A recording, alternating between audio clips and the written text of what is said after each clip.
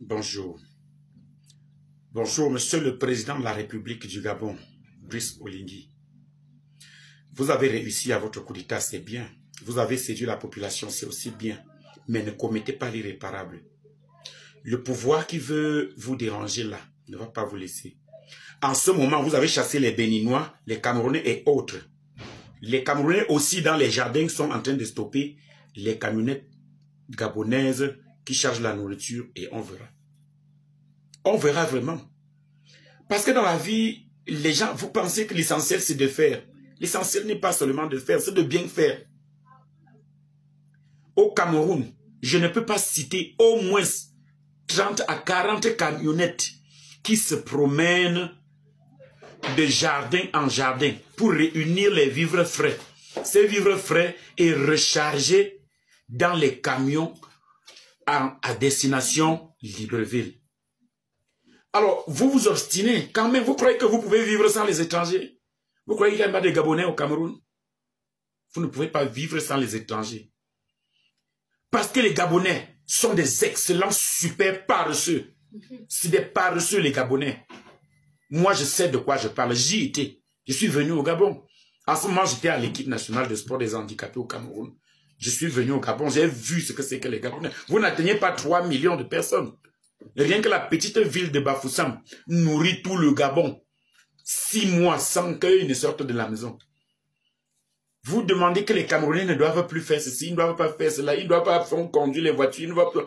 Si on essaie de les neutraliser comme vous le faites au Gabon, là, on essaie de faire ça au Cameroun, vous ne vous en sortirez pas. Vous avez fait un coup d'État, vous avez réussi le coup d'État, le public vous a adopté. Je dois en même temps vous rappeler que si d'ici 2 semaines, vous n'avez pas levé, la famine va commencer. Et c'est les mêmes Gabonais qui vous ont adopté. Moi, je ne suis pas Gabonais, je n'ai même pas envie. Parce que je ne suis pas paresseux. Dès que la famine va commencer dans 2 semaines, les mêmes Gabonais qui vous ont adopté, les mêmes Gabonais qui vous ont replacé, repositionné sur le siège présidentiel, là, ils vont vous vomir. Et comme ils savent sortir, ils vont sortir et ils vont vous chasser du pouvoir. C'est ce que je vous dis, sans risque de me tromper. Quand on reste, on a faim. Quand on a trop faim, il n'y a pas de haut, il n'y a pas de bas. Le Cameroun nourrit le Gabon là à plus de 80%.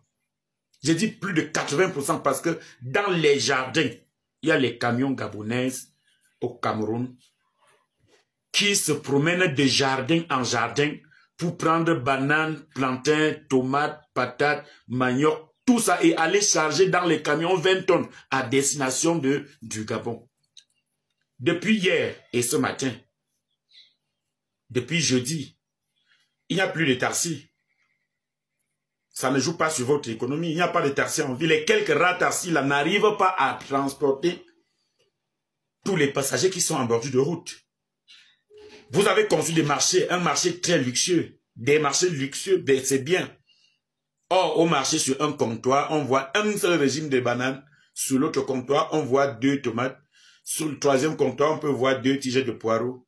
Il y a plus de vendeuses que d'acheteuses. C'est regrettable, hein, Monsieur le Président. N'entrez pas dans le piège qu'il y a dans d'autres pays. N'entrez pas dans le piège qu'il y a dans d'autres pays.